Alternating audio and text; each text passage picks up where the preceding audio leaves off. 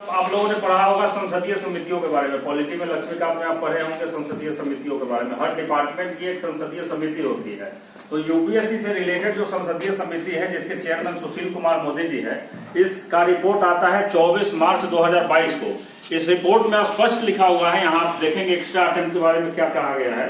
ये कमेटी का रिकमेंडेशन है जो सरकार को कहती है, सरकार से अनुशंसा करती है कि कोरोना महामारी के 2 वर्षों में यूपीएससी के छात्रों का बहुत बड़ा नुकसान हुआ है, इसलिए सरकार इसको कंपनसेट करने के लिए एक्स्ट्रा अटेम्प्ट और आयु सीमा में छूट दे।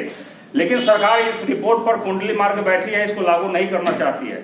क्यों? क्योंकि आपको पता है कि ये लोकतंत्र है, लोकतंत्र में सरकारें सड़कों से चलती है, सड़कों पर जो आवाज उठती है सरकार उसके अकॉर्डिंग पॉलिसी बनाती है। तो हम लोग चूंकि कोई अभी तक ऐसा जमीन पर आंदोलन नहीं किए हैं, तो सरकार को लग रहा है कि ये तो कमेटी का क्या है, कुछ लोग कमरे में बैठ करके रिपोर्ट बना दिए, लेकिन जमीन से तो मांग आ ही नहीं रही है।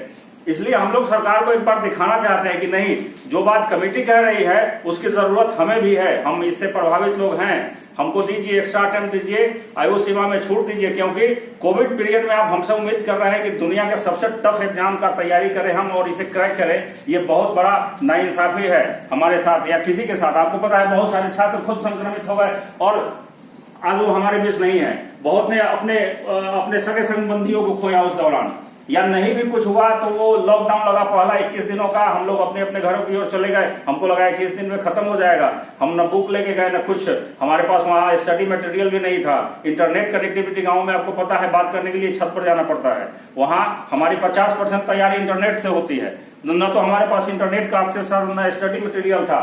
हम अपनी तैयारी कैसे करते? बिना तैयारी के हम एग्जाम में बैठे।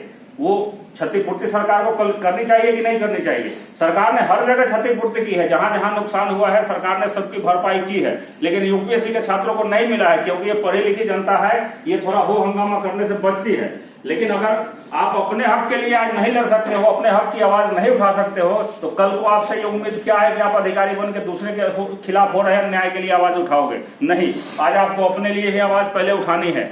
आप 26 नवंबर से हमारे साथ जुड़िए, ओल्ड राजेंद्र नगर, हम यहीं से बस खोलेंगे, बस में आप लोग बैठिएगा हमारे साथ। वहाँ धरने पर हम लोग भूख हड़ताल करेंगे, वहाँ किसी प्रकार की हिंसा नहीं होगी। आप केवल आइए, हमारे साथ बैठिए, सरकार को एक भीड़ दिखानी है और पूरी उम्मीद है कि कमेटी की रिपोर्ट लागू होगी। एक बार हम लोग जमीन से अगर मांग उठा दिए। राम मनोहर लोहिया ने कहा है कि जब सड़कें खामोश हो जाती हैं तो संसद आवारा हो जाती है।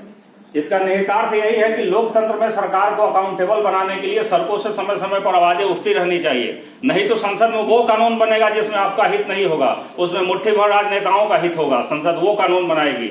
इसलिए क्योंकि सरकार आदतन बेवफा होती है, सरकारें आदतन बेवफा होती है, उनको वफादार बनाना पड़ता है सड़कों से आवाज उठा के। इसी गांधीयन टूल्स को इस्तेमाल करके हमें आजादी भी मिली है, उसी गांधीयन टूल्स का इस्तेमाल हम भी करना चाहते हैं। अनशन, धरना, प्रदर्शन, ये सब लोकतंत्र का श्रृंगार है, इसके बिना लोकतंत्र अधूरा है। तो हम लोग भी एक बार आवाज उठा करके सरकार को बताना चाहते हैं कि हमारी ये मांग है जिसका समर्थन संसदीय समिति करती है, आप हमको ये दीजिए। और अगर आप चाह रहे हैं कि बिना आंदोलन के, बिना धरना प्रदर्शन के आपको ये मिल जाएगा, तो ये आप किसी प्रकार के मुगालते में मत रहिए, क्योंकि जैसा कि मैंने कहा कि सरकारें आदतन बेवफा होती हैं। मिर्जा गालिब ने लिखा है कि हमको उनसे वफा की है उम्मीद, हमको उनसे वफा की है उम्मीद जो नहीं जानते वफा क्या है। तो जिनको यही नहीं पता कि वफा क्या है, उनसे आप वफा की उम्मीद कर रहे हो, इसलिए उनको वफादार बनाने के लिए, अकाउंटेबल बनाने के लिए सड़कों से समय समय पर लोकतंत्र में आवाजें उठती रहनी चाहिए। अब मुझे नहीं लगता कि कुछ कहना शेष है। अगर आप अपने अंतरात्मा से आग घर जाइएगा, रात में इत्मीनान से आंख बंद करके ठंडा पानी आंख में मार करके और सोचिएगा कि कुछ भाई आए थे, कुछ मुद्दे हमारे समक्ष रख के गए, क्या वो मुद्दे जेन्युइन है कि नहीं, क्या उनके साथ मुझे जुड़ना चाहिए कि नहीं, क्या उनके साथ मुझे खड़ा होना चाहिए कि नहीं। यदि लगे घर परिवार से बात करिएगा, मम्मी पापा से बात करिएगा, पापा ऐसे लोग आए थे। और हम लोग भी छात्र हैं, कोई इसमें नेता नहीं है, हमको भी यूपीएससी का मेंस लिखना है, सारे कोई ना कोई एग्जाम लिख रहे हैं, अभी किसी का पीएचडी का थीसिस रुका हुआ है, सारे स्टूडेंट हैं। लेकिन हम लोग बस एक इनिशिएटिव ले रहे हैं इस भरोसे पर कि इसमें हमारा तो कल्याण होगा ही, बहुत सारे भाई बहनों का और कल्याण हो जाएगा यदि आपका साथ मिले तो प्लीज आइएगा जरूर। देखिए, लास्टली बस इतना बोलूंगा